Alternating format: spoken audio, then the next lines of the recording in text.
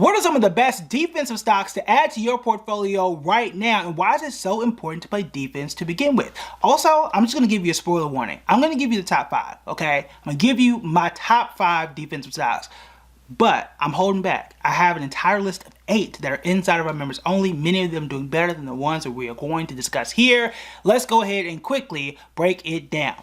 Now, the first one on my list is Old Dominion Freight Line. I'm gonna just go out and say this right now. You probably don't have a rail line in your portfolio. A lot of people don't. It's not something that many of us think about, but what I like about it is, one, is diversified.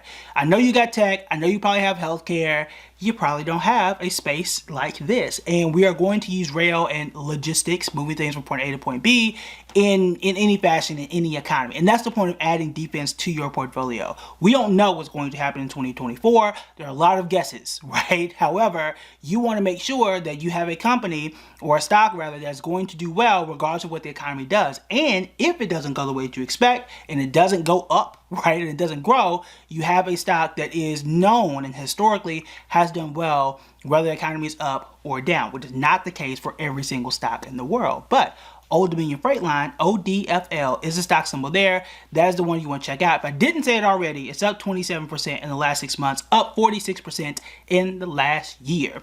Next here is this is a common culprit. I've been telling y'all, I've been saying it, I've been owning it, and I've been talking about it for several years, okay? That's Eli Lilly, up 36% in the last 6 months and up 67% in the last year, okay? We know that healthcare is one of those spaces, like I've said before, that's you have to have it, right? You absolutely have to have it. Now, should a lot of these drugs and things be a lot cheaper?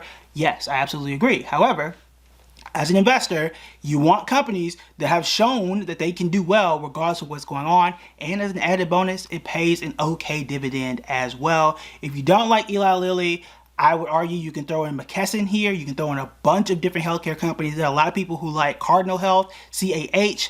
I'm a little on the fence for that one, but Eli Lilly or McKesson, I think, do well. I personally have McKesson.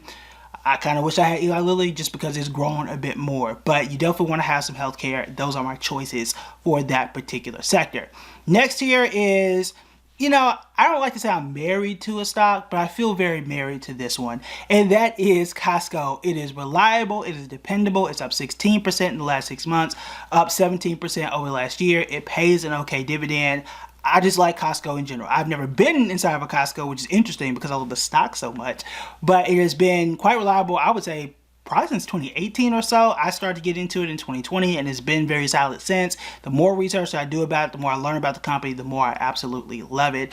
The membership program is really the secret sauce, but they also pay their employees well, which means you get better customer service. And just the way the business is organized makes it incredible, okay? So I've owned Costco inside my Roth area, again, for years at this point, so I put my money where my mouth is, especially here. But Costco is one I think almost everybody, not everybody, okay, it doesn't fit for everybody, but I think almost everybody should have a little bit of Costco in their portfolio somewhere. But make sure that it fits for you and what your investment goals are. Next here is Marathon Petroleum. That's MPC, M as in Matthews, MPC, up 38% in the last 6 months, up 24% in the last year. I've said this before. Oil companies tend to do well at the end of the year, at least in my experience. I don't have any empirical data. I haven't read a research paper on this, but I might. I do read research papers for these videos. However, what I have noticed, especially in the last 3 to 4 years, even before the Russia-Ukraine war, so you can take that out as an asterisk here, even though it didn't start at the end of the year, what we do see is as people start to spend more money on heating, those companies start to do well. We've also seen that sometimes oil prices do spike just a bit as people start to travel, both for air travel and for road travel. This is around the time that you might want to look at it. Obviously, we would have wanted to look at it 6 months ago. However, this is a good opportunity because we have not yet hit the peak travel season for the holidays. And speaking of energy, the one that I've talked about inside of our members only as well, Constellation Energy Group, CEG, they're up 52% in the last 6 months and about 26% over last year. We talked about Constellation Energy inside our members only, the entire breakdown months ago.